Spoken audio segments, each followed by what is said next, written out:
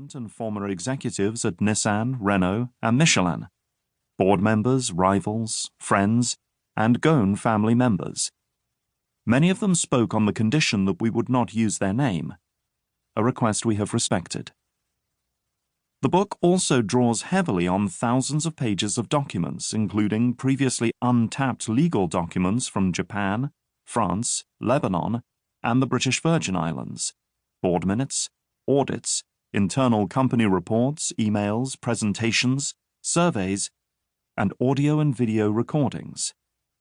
One stack of documents we consulted stemmed from a hard drive containing a trove of communications between a Lebanese lawyer, Fadi Gebran, and some of his contacts, including Ghosn. Ghosn's lawyers have said that those documents were obtained by Nissan representatives without following proper judicial procedures, and that it was therefore impossible to guarantee their authenticity.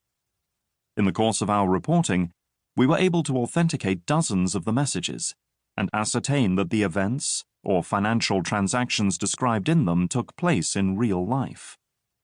Furthermore, we never found a single discrepancy or any indication that other messages might not be genuine. Hence, we decided to use them in the book. We used a process that has served Wall Street Journal reporters well for decades. The key people mentioned in this book have all been provided with an opportunity to comment on the revelations contained within these pages.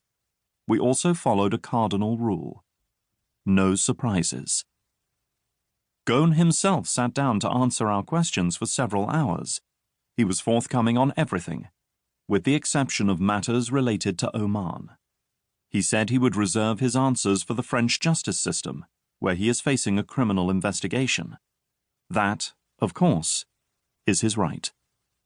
He also agreed to make some family members and friends available for interviews. His elder sister, Claudine, in particular, was an invaluable source in piecing together Ghosn's early life.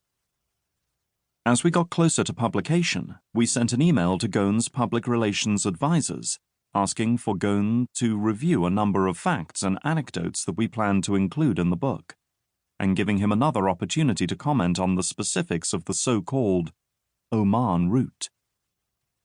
They came back to us with the following response. Mr. Ghosn's counsels are of the view that the intended assertions for which comments are requested are inaccurate or incorrect, or incoherent, or put out of context. The statement said that Ghosn's legal counsel had advised their client not to bother reviewing our message. Finally, while working on this story, we both developed some of the most intense source relationships we've ever had. It was a particularly difficult time for many of the people mentioned in these pages. Families were torn apart, careers were ruined. Often, we conducted interviews while COVID-19 had locked down the world, which added even more strain to those people's lives.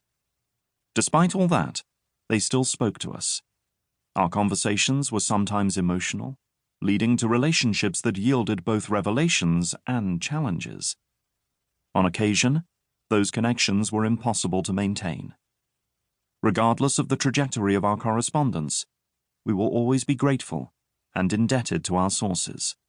Without them, this book would not have been possible. Thank you. Nick Kostov, Paris. Sean Mclain, Tokyo. Prologue. Carlos Ghosn contemplated the box in front of him. Freedom. It was a large black wooden crate with steel reinforcements on the edges. The sort of case a band would use to transport large speakers or instruments. Ghosn was listening to instructions from Michael Taylor, the former Green Beret he had hired to help maneuver the getaway. Taylor was explaining, step by step, what the Auto Titan would need to do. Climb into the crate and stay still. Let the lid be lowered. Once secured, the trunk, and he, would be in motion. Inside his box, he would be loaded onto a private jet with the rest of the luggage. Ghosn was well versed in the private jet lifestyle. He had flown everywhere on his Gulfstream.